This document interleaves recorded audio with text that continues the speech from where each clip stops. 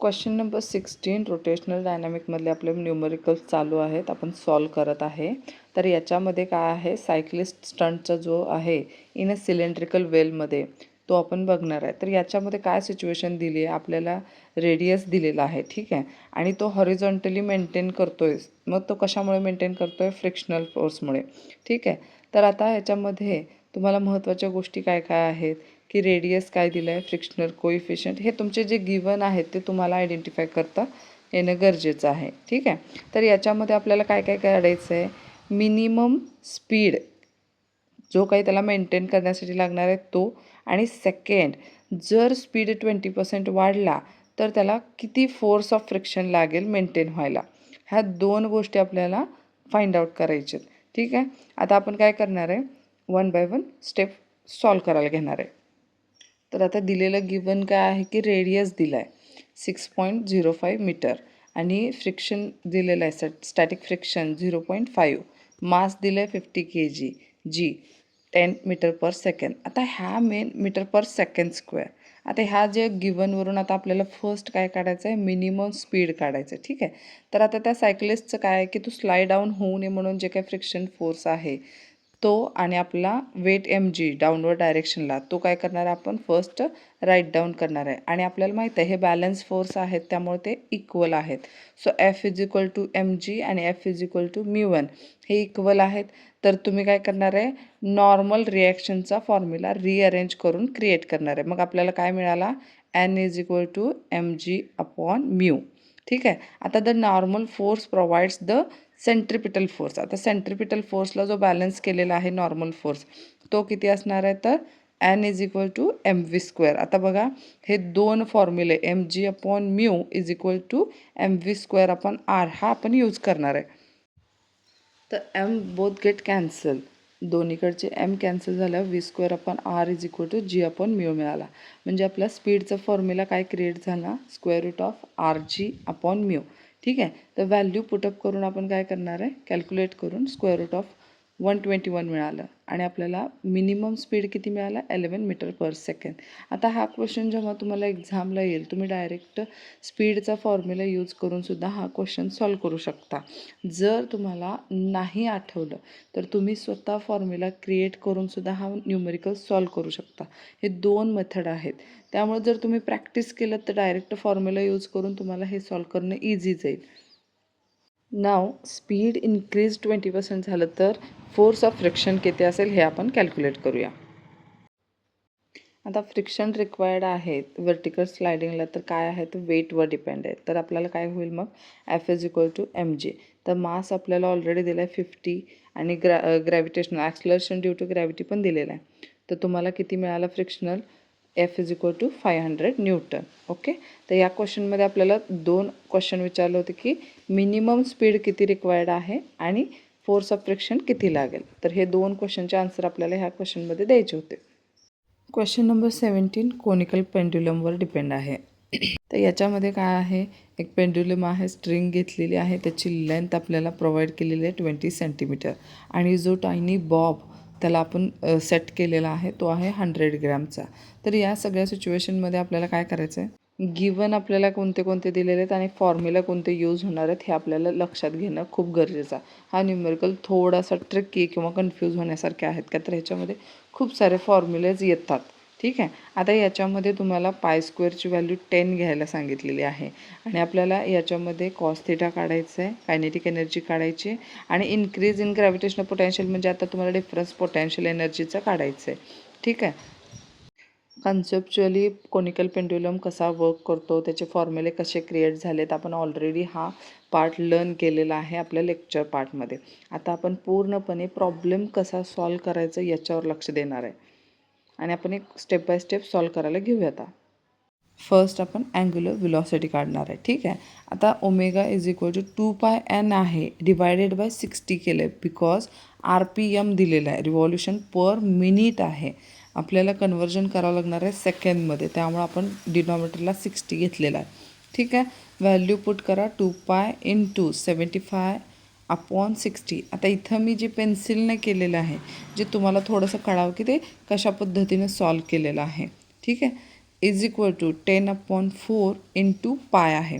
Okay, तर ते overall तुम्ही जेव्हा डिवाईड कराल तेव्हा तुम्हाला ओमेगा म्हणजेच अँग्युलर व्हेलॉसिटी किती मिळणार आहे, 2.5 पाय रेडियन पर सेकंड. आता बघा इथे काय होणार आहे, फॉर्म्युलेमध्ये अँग्युलर व्हेलॉसिटी मी ओमेगाच म्हणणार आहे, का तुम्ही न्यूमरिकल सॉल्व करत आहे, त्यामुळे मी प्रत्येक वेळेस सेम सारखं अँग्युलर व्हेलॉसिटी अशा पद्धतीनं म्हणणार नाही, जेणेकरून ते कन्फ्युजन होऊ शकतं मोठे मोठे लाँग वर्ड्समुळे.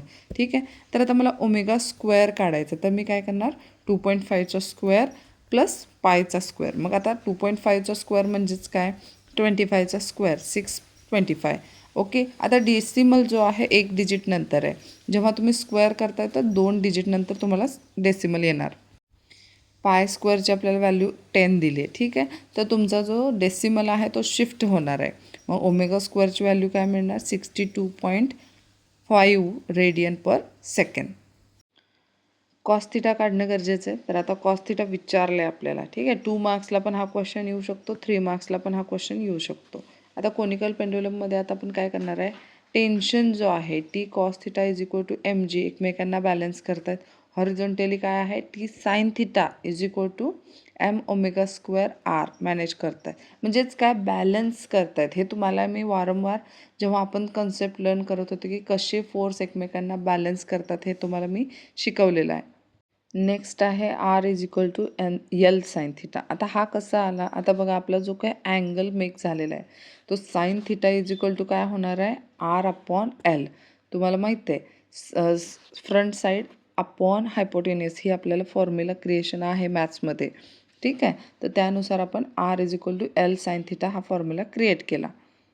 नाव आपण काय करणार आहे, T sine theta is equal to M omega square R जो आहे, आरची व्हॅल्यू रिप्लेस करणार आहे एल साइन थिटानं. ठीक आहे, तर साइन थिटा जो आहे दोन्ही साईडकडून आपण कट होणार, म्हणजे टीची व्हॅल्यू आपल्याला काय मिळाली, एम ओमेगा स्क्वेअर एल. आता using this value T cos theta is equal to M G जो आहे तो आपण परत एकदा सॉल्व करणार आहे. मग काय होणार, टीची व्हॅल्यू आपण पुट करणार आहे M omega square L cos theta is equal to M G. आता याच्यामध्ये एम दोन्हीकडचा काय होणार आहे, कॅन्सल होणार आहे, जेणेकरून आपल्याला मग कॉस थिटाचा फॉर्म्युला मिळाला J/ओमेगा square L. Okay, into L. तर आपल्याला व्हॅल्यू माहिती आहे, जीची व्हॅल्यू 10 घ्यायची याच्यामध्ये, आणि ओमेगा स्क्वेअर आपण आत्ताच काढलेला आहे 62.5 इंटू एलची व्हॅल्यू आहे 0.20. 0.20 आपण काय घेतलं तर सेंटीमीटरचं कन्व्हर्जन आपण मीटरमध्ये केलेलं आहे. मग आपल्याला कॉस थिटाची व्हॅल्यू काय मिळाली, 0.8. नाव आपल्याला रेडियस काढायचं आहे. तर रेडियस काढण्यासाठी काय करणार आपण, formula R is equal to L sine थिटाचं करणार आहे. मग आपल्याला कॉस थिटा माहीत आहे, त्यामुळे आपण साइन थिटा काढू शकतो. आता ट्रिग्नोमेट्रिकमध्ये ह्याचा ऑलरेडी फॉर्म्युले भरपूर आहेत आपल्याला. Sine theta is equal to square root of 1 minus cos square theta. आपल्याला कॉसची व्हॅल्यू माहीत आहे, पुट करा कॉस थिटा. आता बघा 1 मायनस 0.8 स्क्वेअर केला. ठीक आहे, तर 1 मायनस 0.64 होणार. आता 8चा जो स्क्वेअर आहे तो 64 आहे, बट डेसिमलला आपल्याला कन्सिडर करावं लागणार आहे, त्यामुळे 0.64 होणार. तर सबस्ट्रॅक्शन 1 मायनस 0.64 काय होणार आहे, 0.36. आणि 0.36चं स्क्वेअर रूट जेव्हा तुम्ही काढताय तेव्हा त्याचं काय होणार आहे, 0.6. म्हणजे तुम्हाला साइन थिटा मिळाला. तर आता रेडियस काढण्यासाठी काय करणार आहे, मग आपण व्हॅल्यूज पुट करणार आहे L sine theta, R is equal to L sine थिटामध्ये. म्हणजे एल आपल्याला किती आहे, 0.20 इंटू साइन थिटा आहे 0.6. म्हणजे तुम्हाला रेडियस किती मिळाला, 0.12 मीटर. ठीक आहे, आता मग कायनेटिक एनर्जी काढायची आहे. मग कायनेटिक एनर्जी काढायला फर्स्ट आपण काय करणार, V is equal to what, omega R. आता हे फॉर्म्युलेज ऑलरेडी आपण लर्न केले कन्सेप्च्युअली. आता ओमेगाची व्हॅल्यू आपण काय करणार, पायमध्ये घेणार. का ते तुम्हाला पुढे कळेल. 2.5 पाय इंटू आरची व्हॅल्यू आपल्याला मिळाली 0.12. ठीक आहे, तर मल्टिप्लाय करून व्हॅल्यू किती झाली, 0.3 इंटू पाय. आता व्हीचा स्क्वेअर करूया आपण. व्हीचा स्क्वेअर केल्यावर काय होणार आहे, 0.3चा स्क्वेअर जो असणार आहे 0.09 इंटू पाय स्क्वेअर होणार आहे. मग आपल्याला पाय स्क्वेअरची व्हॅल्यू काय कन्सिडर करायला लावली, 10. Put the value. मग आपण काय करणार, 10नी मल्टिप्लाय केल्यावर डेसिमल शिफ्ट होणार, जेणेकरून मग आपल्याला व्ही स्क्वेअर मिळाला 0.9.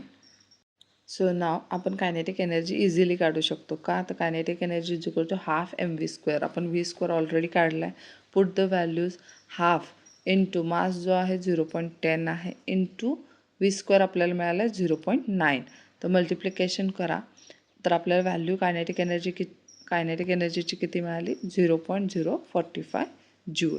आता increase in gravitational potential energy काढायचं आहे तर काय करणार आहे आपण याच्यामध्ये आपल्याला एच फाइंड आउट करणं गरजेचं आहे की ॲक्च्युअल एच हाईट किती आहे. ठीक आहे, तर आपण काय करणार H is equal to L minus L cos theta होणार.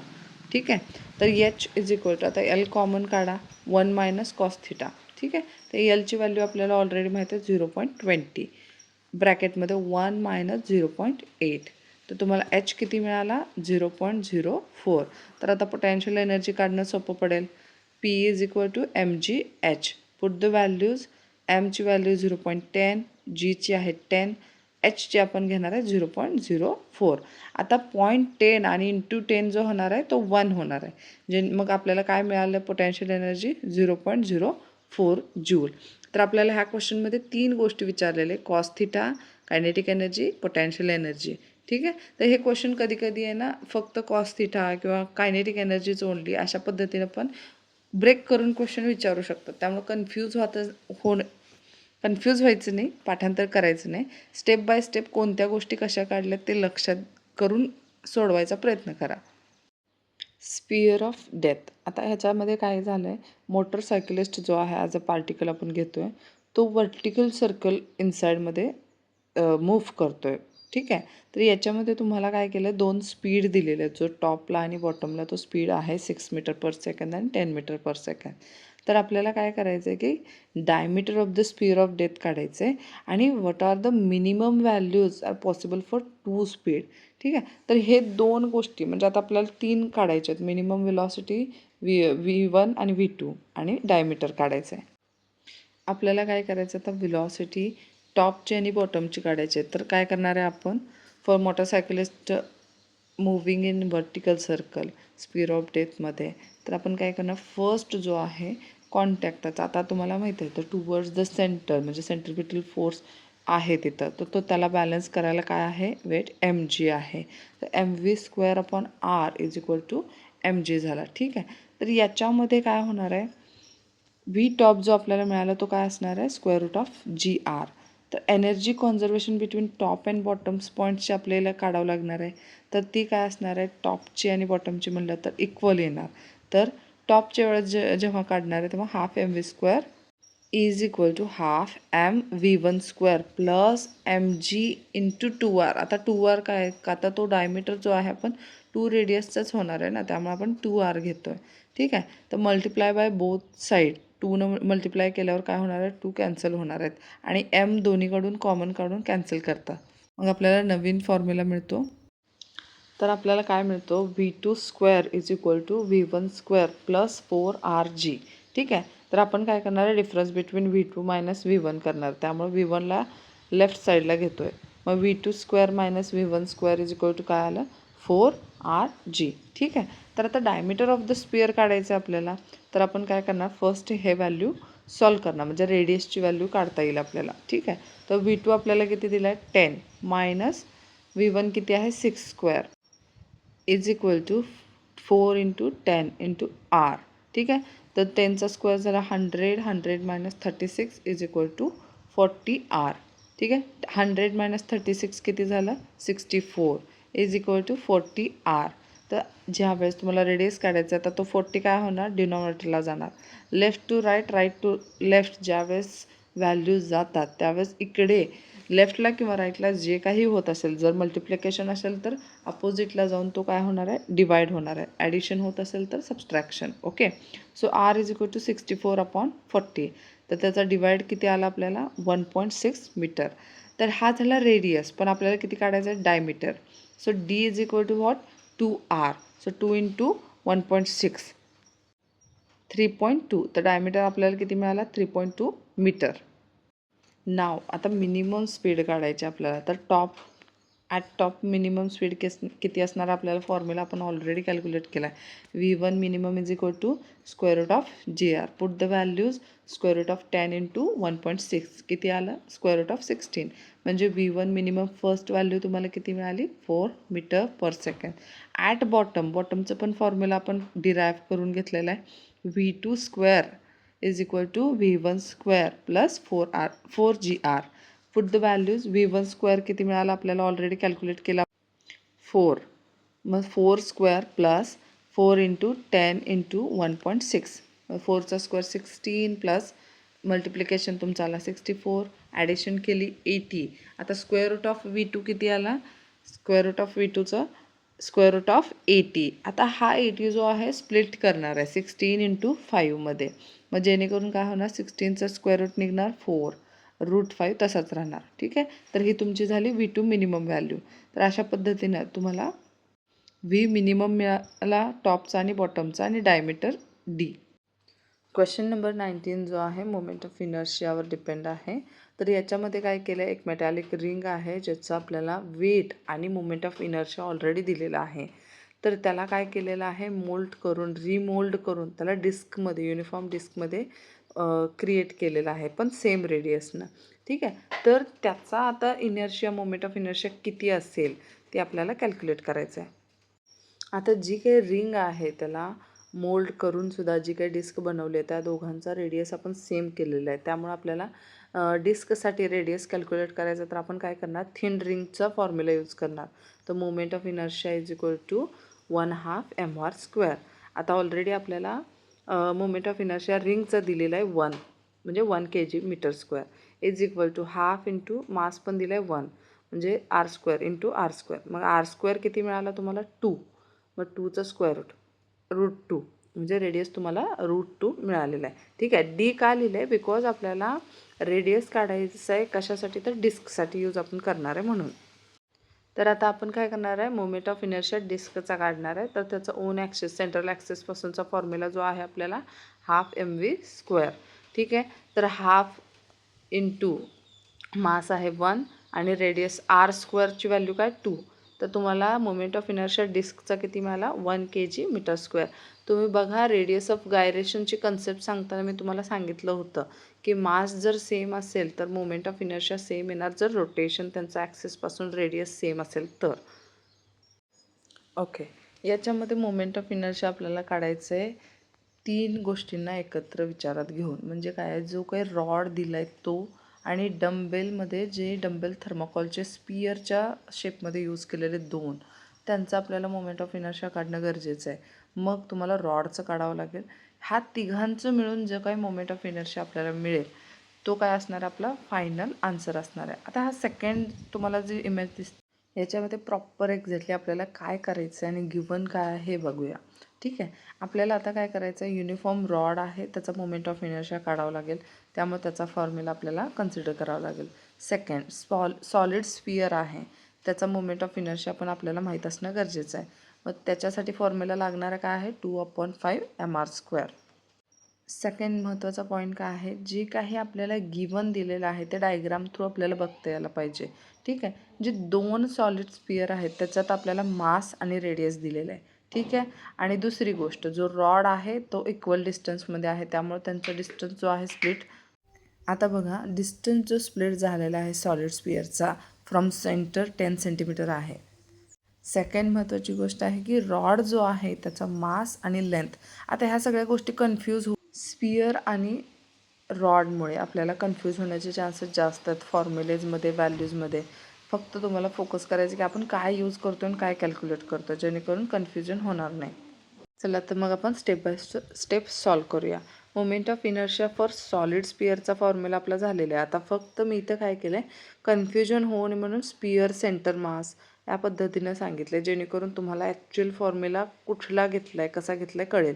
ठीक आहे, moment of inertia is equal to 2/5 mr square. ठीक आहे, आता दुसरा जो आहे तो मी काय बनवला आहे तो नीट लक्ष द्या. जो आपला स्पियर आहे तो एक डिस्टन्समध्ये आहे, इक्वल डिस्टन्सनी स्प्रेड केलेला आहे. ठीक आहे, तर त्याचा फॉर्म्युला जो आहे ॲक्च्युअल फॉर्म्युला काय क्रिएट होणार, moment of inertia is equal to moment of inertia sphere centre of मासपासून प्लस m/HR, म्हणजे जो काही हाईट तिथं मेन्शन आहे ती. ओके, तर आता तुमचा ॲक्च्युअल फॉर्म्युला मग काय क्रिएट होणार, 2/5 mr square plus m/HR square.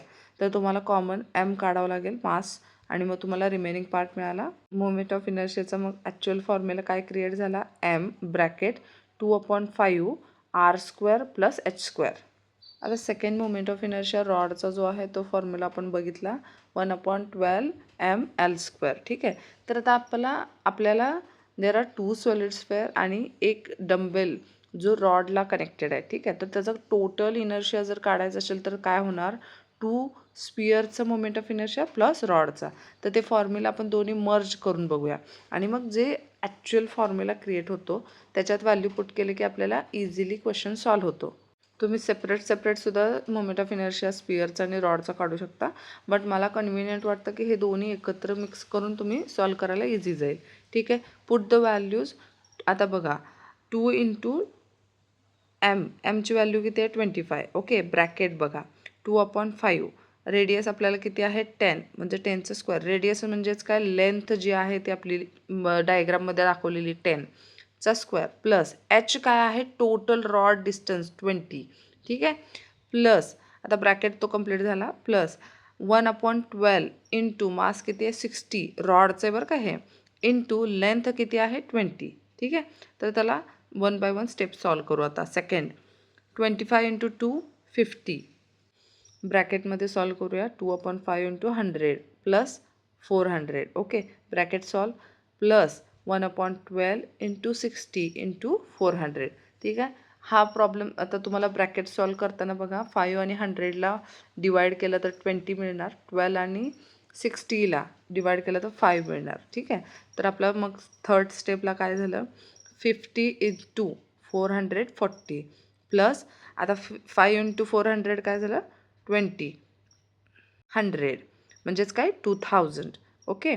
Next आहे मग तुम्हाला 22,000 प्लस 2000 किती झालं 24,000 GCM². आता हा झाला मोमेंट ऑफ इनर्शिया टोटल. तुमचं फायनल आन्सर मिळालं 24,000 GM². हे आपलं आहे आन्सर. चला तर क्वेश्चन 21 आपण आता सॉल्व करूया.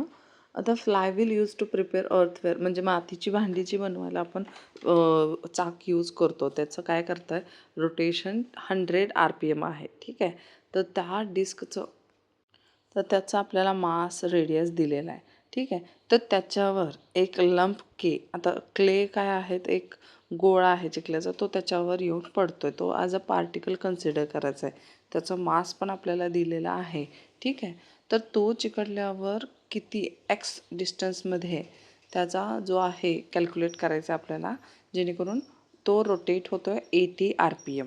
ठीक आहे. तर चला आपण कॅल्क्युलेट करूया. तर फर्स्ट आपण मोमेंट ऑफ इनर्शिया व्हीलचा काढणार आहे. ठीक आहे. त्याला I1 आणि I व्हील म्हणलो आहे आपण. आपला फॉर्म्युला आहे ½ mr². Put the values ½ × 10 × 0.4². ठीक आहे. तर व्हॅल्यूज सॉल्व करून आपल्याला काय मिळालं, मल्टिप्लिकेशन करून 0.8 kg/m². हा आपल्याला मोमेंट ऑफ इनर्शिया व्हीलचा मिळाला. आता आपण काय करणार आहे, moment of inertia wheel plus lump of क्लेचा काढणार आहे. तर तो असणार आहे I2 = I wheel plus mass × x², जो डिस्टन्स आपण क्ले लंप पडणार आहे त्याचा.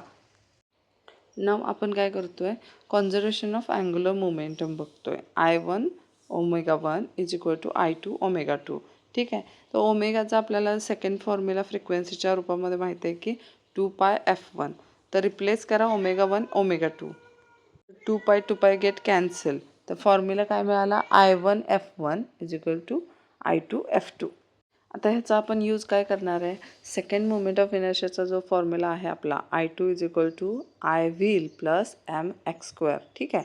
तर याच्यामध्ये काय करणार आहे आपण, I2 - I व्हील करणार आहे. का तर आपल्याला एक्सची व्हॅल्यू मेन काढायची आहे, त्यामुळं मोमेंट ऑफ इनर्शिया व्हीलचा आपण तिकडे पाठवला. आता आपला नवीन फॉर्म्युला काय झाला, mx² = I2 - I व्हील. तर कॉन्झर्वेशन ऑफ मोमेंटम, अँग्युलर मोमेंटमचा आपण जो काही formula I1 f1 = I2 f2 केला होता, तो रिअरेंज करून I2चा फॉर्म्युला क्रिएट करू शकतो आपण. काय होता, I2 = I1 f1/f2.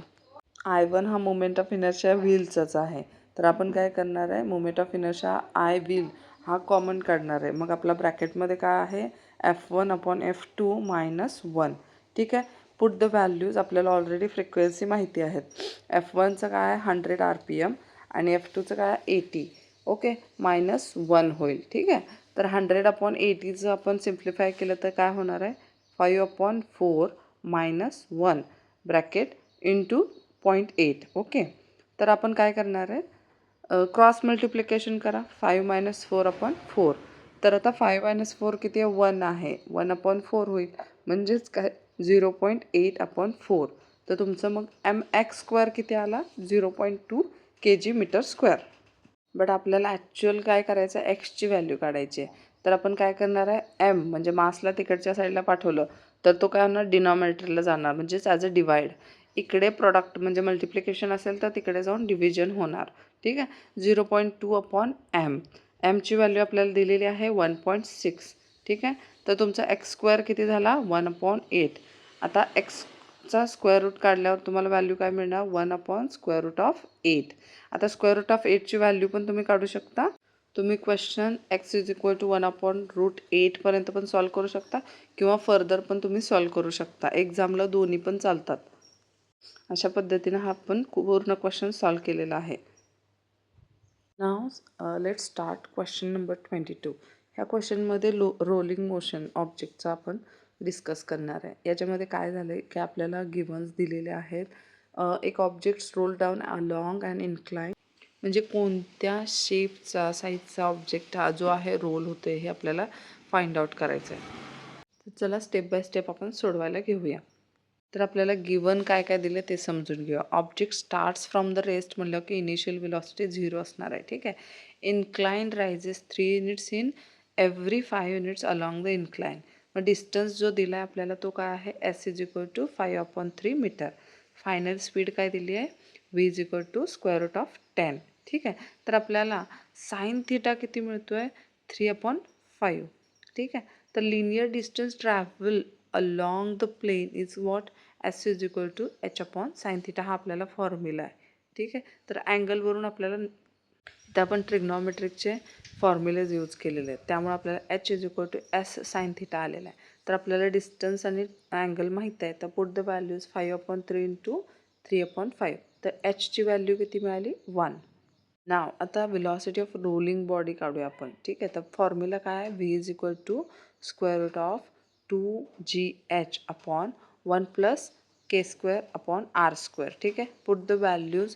Final velocity आपल्याला किती मिळाले, √10 is equal to √2 × gh/1 + k²/r². तसंच ठेवूया. ठीक आहे. तर दोन्हीकडे स्क्वेअर करूया, स्क्वेअर ऑन बोथ साईड. तर 10 is equal to 2 × gh/1 + k²/r². ठीक आहे. तर पुट द व्हॅल्यूज. आपण आता hची व्हॅल्यू पुट करूया. 2 × 10 × 1. hची व्हॅल्यू 1 आहे. ठीक आहे. तर आपल्याला व्हॅल्यू काय मिळाली, 10 इज इक्वल टू, आता हा खालचा डिनॉमिनेटरचा जो ब्रॅकेट आहे तो LHS म्हणजे लेफ्ट साईडला शिफ्ट करूया. 1 + k²/r². आणि 2 × 10 म्हणल्यावर 10 दोन्हीकडून बोथ साईड कॅन्सल झालं. मग रिमेन काय मिळालं, 1 + k²/r² इज इक्वल टू 2. ठीक आहे. तर ब्रॅकेट सॉल्व करूया. 1 जो आहे LHS साईडचा RHS साईडकडे गेला तर काय होणार, ॲडिशनचे सबस्ट्रॅक्शन होणार, म्हणजेच काय 2 - 1. So k²/r² is equal to 1. Hence the object must be ring or hollow cylinder. ह्याच्यावरून आपण प्रूफ करू शकतो. अशा पद्धतीनं आपण 22 क्वेश्चन्स पूर्ण सॉल्व केलेले आहेत रोटेशनल डायनॅमिक्सचे. ठीक आहे. हा क्वेश्चन जो 22चा आहे याच्यामध्ये की पॉईंट्स, की फॉर्म्युलेज काय आहेत तुम्ही बघून घ्या. आणि तुम्हाला जर ह्याची PDF हवी असेल तर कमेंट बॉक्समध्ये मला नक्की कळवा. तुम्हाला जर व्हिडिओ आवडला असेल तर लाईक आणि सबस्क्राईब करायला विसरू नका. हा जो व्हिडिओ आहे पूर्णपणे मराठी आणि इंग्लिशमध्ये तुम्हाला इझिली समजण्यासाठी बनवलेला आहे. तुम्हाला जर हा व्हिडिओ आवडत असेल तर लाईक आणि सबस्क्राईब करायला विसरू नका.